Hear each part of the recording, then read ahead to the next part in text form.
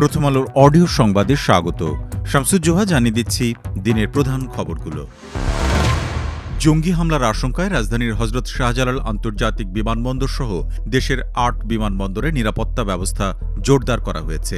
সোমবার সাংবাদিকদের সঙ্গে মতবিনিময়ের সভায় বেসামরিক বিমান চলাচল কর্তৃপক্ষ chairman air vice marshal Mustafa Mahmud Siddique এই তথ্য জানিয়েছেন। তিনি বলেন, পুলিশ সদর দপ্তরের একটি চিঠির পর দেশের ৮টি বিমানবন্দরে নিরাপত্তা জোরদার করা হয়েছে। এটি নিয়মিত কার্যক্রমেরই অংশ বলে উল্লেখ করেন তিনি। দেশে বর্তমানে ৩টি আন্তর্জাতিক বিমানবন্দর এবং 5টি অভ্যন্তরীণ সহ বিমানবন্দর আছে। এসব বিমানবন্দরে নিজস্ব এভিয়েশন সিকিউরিটি ছাড়াও আর্ম পুলিশ ব্যাটালিয়ন এবং অন্যান্য আইন শৃঙ্খলা রক্ষাকারী বাহিনী এবং গোয়েন্দা সংস্থার সদস্যরা নিরাপত্তার দায়িত্বে নিয়োজিত থাকেন।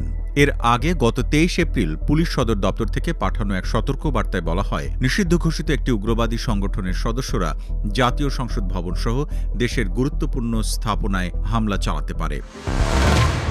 কাস্টমস কর্মকর্তা বুলেট বৈরাগী হত্যাকাণ্ডের সঙ্গে জড়িত অভিযোগে ৫ জনকে গ্রেপ্তার করেছে র্যাব। ছিনতাইকারী চক্র বুলেট বৈরাগীকে হত্যা করেছে বলে জানিয়েছে তারা।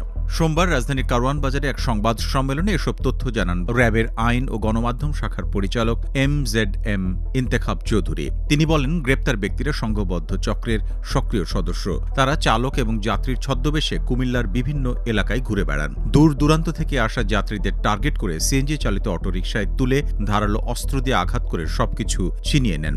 রোববার কুমিল্লার বিভিন্ন এলাকায় অভিযান চালিয়ে তাদের গ্রেপ্তার করা হয়। তাদের কাছ থেকে একটি সিএনজি চালিত অটোরিকশা, চাপাতি এবং সুইচ গিয়ার উদ্ধার করা হয়। সংবাদ সম্মেলনে র্যাব জানায়, গ্রেপ্তার ব্যক্তিরা রাতে অটোরিকশা নিয়ে কুমিল্লার জাগুরঝুলি বিশ্ব রোড এলাকায় অপেক্ষা করছিলেন। বুলেট বৈরাগী চট্টগ্রাম থেকে প্রশিক্ষণ শেষে কুমিল্লার বাসায় ফিরছিলেন। গত শুক্রবার দিবাগত রাতে তিনি হত্যার শিকার হন। তিনি সহকারী রাজস্ব কর্মকর্তা হিসেবে কুমিল্লার বিবির বাজার স্থলবন্দরে কর্মরত ছিলেন। চট্টগ্রাম সিরিজের প্রথম টি-20তে নিউজিল্যান্ডের বিপক্ষে দারুণ জয় পেয়েছে বাংলাদেশ। টানা ৩ উইকেট হারিয়ে দল যখন বিপর্যয়ে ছিল, সেই সময় পাল্টা আক্রমণ করে বাংলাদেশকে ৬ উইকেটের জয় এনে দিয়েছেন হৃদয়, পারভেজ এবং শামীম। ২৭ বলে ৫১ রান করে অপরাজিত ছিলেন তাওহিদ হৃদয়। শামীম অপরাজিত ছিলেন ১৩ বলে ৩১ রান করে। এর আগে পারভেজ ১৪ বলে ২৮ রান করে আউট হয়েছেন। ১৮৩ রানের লক্ষ্যে বাংলাদেশের শুরুটা খুব একটা ভালো ছিল না। উইকেট হারায়নি, তবে দ্রুত রানও তুলতে পারেনি। প্রথম ১০.১ ওভারে ৩ উইকেটে বাংলাদেশের রান ছিল ৭৭। এরপরই হৃদয় আর পারভেজ খেলার চেহারা পাল্টে দেন। তানজিদের আউট হওয়া ওভার থেকেই তারা ১৮ রান নেন। এই জুটি থেকে আসে ২৮ বলে ৫৭ রান। পরে হৃদয়ের সঙ্গে শামীমের জুটি থেকে এসেছে ২১ বলে ৪৯ রান। কিউবি পেসার ফিশারের করা ইনিংসের ১৭তম ওভার থেকে রান আসে ২৫। এই ওভারে নিউজিল্যান্ড ম্যাচ থেকে ছিটকে গেছে।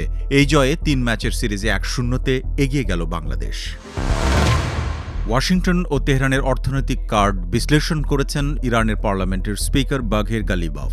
এক্ষেত্রে ওয়াশিংটনের আধিপত্যের দাবি নাকচ করেছেন তিনি। বলেছেন, যুক্তরাষ্ট্র তার শক্তির বড় অংশই ইতিমধ্যে হারিয়েছে। অন্যদিকে তেহরানের হাতে এখনও গুরুত্বপূর্ণ কিছু কার্ড রয়েছে যা ব্যবহার করা হয়নি। রোববার রাতে নিজের এক্সে দেওয়া পোস্টে গালিবাফ এই বিশ্লেষণ তুলে ধরেন।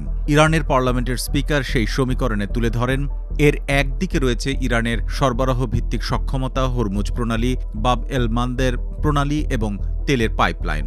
সমীকরণের অন্যদিকে রয়েছে যুক্তরাষ্ট্রের চাহিদা ভিত্তিক পদক্ষেপ, কৌশলগত মজুদ থেকে তেল ছাড়, চাহিদা নিয়ন্ত্রণ এবং সম্ভাব্য মূল্য সমন্বয়।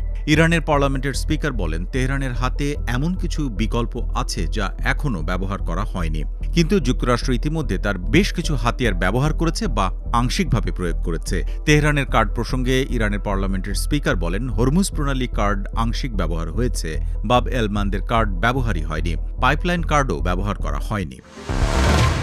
এই ছিল এখনকার মতো। প্রথম আলোর অডিও সংবাদ শুনুন আমাদের ইউটিউব চ্যানেল, ফেসবুক পেজ এবং প্রথমআলো.com-এ।